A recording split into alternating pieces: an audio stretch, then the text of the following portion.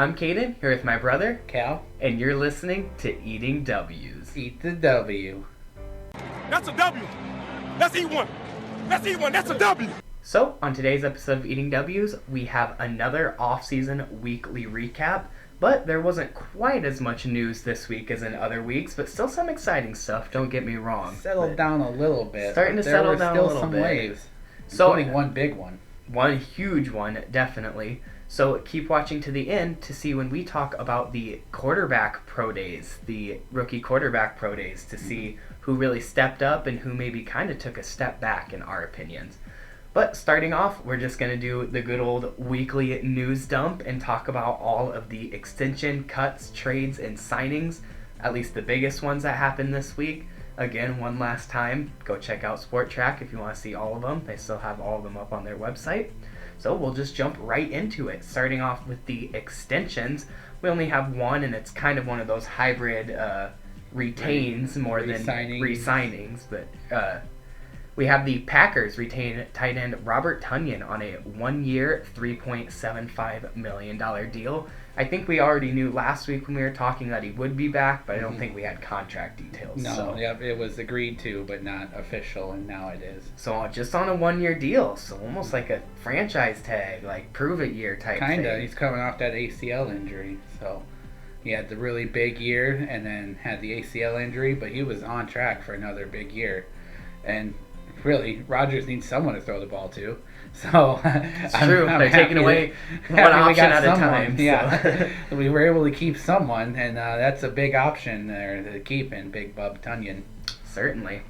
Moving on, we didn't have really any true big-time cuts, but Jaguars center Brandon Linder did retire after 8 seasons in the NFL, so good for him. I think he spent all 8 seasons with the Jags, so you love to see that when somebody stays with one team their whole career.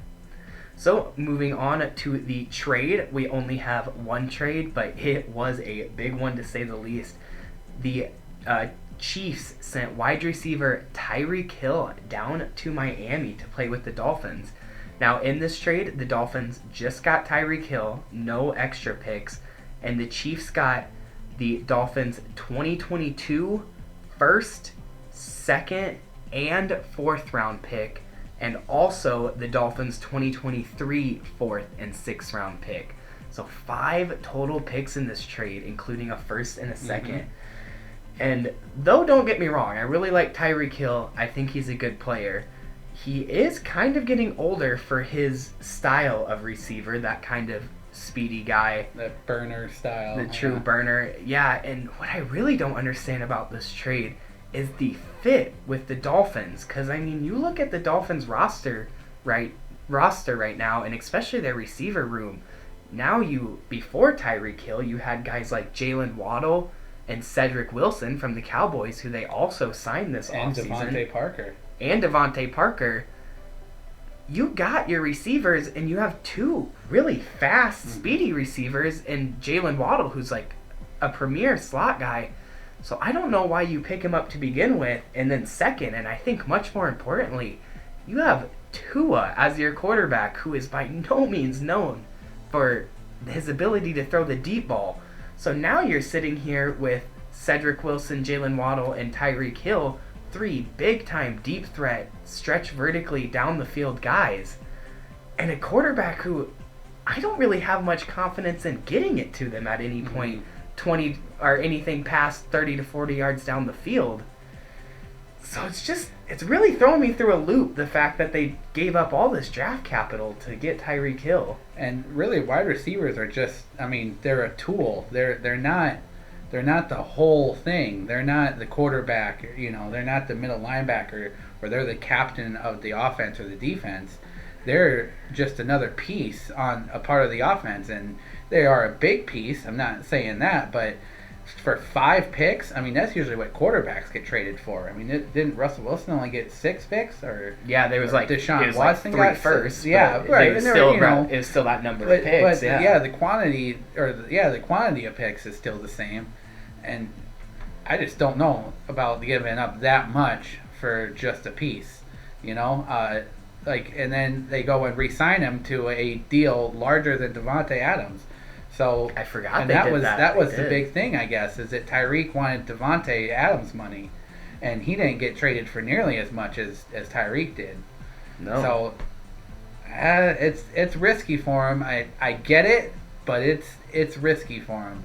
They've the Dolphins have really went and really switched philosophies here, because they were building on that defense by drafting Javon Holland and signing Byron Jones. They were building that defense.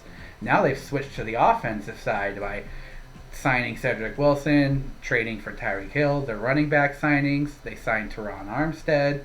They are really trying Chase Edmonds is another big. That's another big piece where another big piece of the offense. Just I don't know about giving up that much for one piece. That's my only concern. But they are definitely trying to do what they can to build around Tua, and I could see this as being almost negative for Tua, because if he goes out there and doesn't perform, he'll be on his way out. Because they'll say, you have the pieces around you now, why aren't you able to perform? This will most certainly be a prove-it year for Tua, to say the least. Now, just kind of looking at this, they brought in Mike McDaniels, the former offensive coordinator for the San Francisco 49ers. And if you look at the 49ers offense, you automatically think, here comes McDaniels, here it becomes a huge run game, constant run game. Then they go out and they sign all these receivers, and they do sign a running back, but it's a receiving back in Chase Edmonds, who is really a pure receiving back, if you want to be completely honest.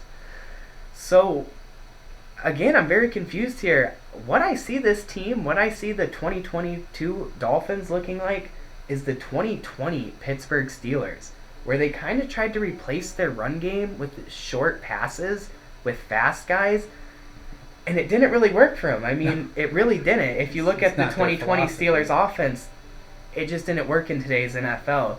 So I don't know if maybe that's what they're going for. I don't think it'll work. I get it. You got guys like Jalen Waddle, Tyreek Hill, who, if they get the ball in their hands with some space, they can make great stuff happen. But you can't bank on that every play and have your offense revolve around maybe making stuff happen in some open field. To use a baseball reference, you can't go up there and hit a home run every time. Yeah, you can't just you expect gotta hit that. some singles, Yeah. you get some doubles. You gotta hit the ball onto the field. You can't just go right to the end zone every time. Even though, yes, you do have that capability of scoring anywhere on the field, but that doesn't mean it's going to happen every time. So, I don't know. I think it's kind of going to blow up in their face. I can see this offense. I just thought of it while we were talking about it, but I can see this offense being very similar to that 2020 Steelers offense. And now, after this trade, the Chiefs have the most draft picks in the draft this year. They do. I want to say they have 12 in the 12, state. yep. You know who's second? The Packers. Green Bay with 11. 11. God, they always just gotta notch right above you. Yeah. What do the Dolphins need in the draft now? Speaking of the draft, is where I was gonna go. They need to get a workhorse running back. They need to stop it with these receiving backs, because I mean it's what they've been trying to do the past few years, and it clearly hasn't worked. They signed Raheem Mostert. He's not a workhorse though. I mean I think he could be. He's not a true receiving back, but he's kind of that fast guy. He's got all that speed, but I don't know if you could give him 30 to 40 carries a game and have him survive. Oh, I don't know about 30. Who's doing 30 to 40 carries a game nowadays? That's Derrick Henry does. Dalvin Cook did a few years ago, but then maybe 30. No one's getting 40 carries a game anymore. I'm 30 to 40. That means like 30 some. Maybe. I don't know.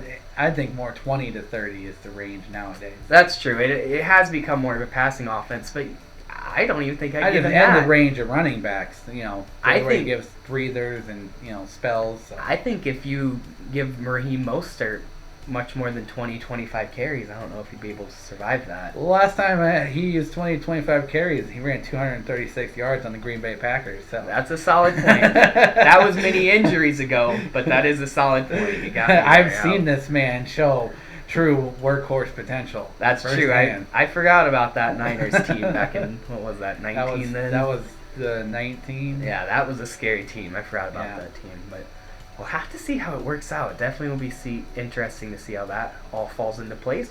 Now moving on to some of the biggest signings, as Callan kind of mentioned a second ago, and going back to Miami, The Dolphins signed tackle Tyron Armstead to a 5-year, $75 million deal.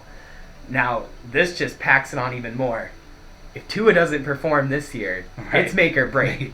If they stout left tackle now. So. They've improved the offensive line. They've improved the receiving core. They've added to the running back room. I can't say they've really improved the running back room exactly. It because I don't know how they're going to use all of those. They already had pretty stellar defense and special teams. So if they don't have a very successful season, I would say even playoffs and not getting knocked in the first round, you got to get Tua out of there. And there's no quarterbacks to really replace him this year, so I see why they're giving him this show-me year. But that's why they kept all their picks for next year's draft, if you notice. Well, most of their picks for next year's draft. Yeah, there's definitely more talented quarterbacks coming out in next year's draft. So we'll see if Tua can step up. Next up, Jacksonville gets corner Darius Williams on a 3-year, $30 million deal. I was really hoping the Vikings got him. I really was, but the Vikings did get all somebody. The Rams players. Yeah. You can't just get them all to follow you. They got practically the whole coaching staff. I mean, why not dip into the players? The Patriots signed Malcolm Butler to a 2-year deal. Malcolm Butler was, of course, the famous interception on the goal line for the Patriots back against the Seahawks in Super Bowl 40-something. All those former Patriot players end up going back to New England. It's Belichick, man. Who else did it? A lot of people do. Kyle Van Noy did it. Willie McGinnis did it. I expect Tom Brady to do it. Brady might be getting a little old for a comeback tour, but we could see. But now Malcolm Butler, I mean, it just seems like once you're a Patriot, that just seems to be how it goes. You got to go back. Got to go back. A double signing for the Chiefs here. The Chiefs are signing Marquez Valdez-Scantling, the former Packer, on a 4-year deal. I believe I saw the report say. I don't think it's been official yet. I don't know if he's signed yet, but the terms are being, they've agreed to terms and stuff like that. And they are also planning to sign, or they did sign running back Ronald Jones to a 1-year deal. So Clyde Edwards-Helaire looked really promising coming out of LSU, but man, he just got an injury bug. Like, he cannot break. Yeah, long term he hasn't done so well after that fantastic start. They definitely are using this money that's freed up from Tyreek to at least add pieces. So they're bringing players in. I really like the Ronald Jones signing. I think he didn't get near as much praise as he should have in Tampa Bay with guys like Leonard Fournette in the passing game. And then, he overshadowed him because, of course, that's Brady's buddy. So I mean, he's probably just going to get overshadowed by other players on the offense again in Kansas City, but I don't know. At least it's a fresh start for him. Yeah, exactly, a fresh start. Speaking of the corner that I was talking about a second ago with the Vikings signed another former Packer in corner Chandler Sullivan on a 1-year, $1.75 million deal with a bunch of incentives added on. He's a pure slot corner. We got him for an absolute bargain, though. 1-year, $1.75 million deal. If he can even get in there and play half decent in that slot and be a piece on that defense, that's more than worth it on that. I think he would have been re-signed if not for the emergence of Rasul Douglas in Green Bay, and also looking at his PFF grade for the season has gone down every year the past 3 years. Interesting. So good luck with that. We'll see if another fresh start can do him well, just as Ronald Jones. And then finally, the Texans signed linebacker Neville Hewitt on a 1-year deal.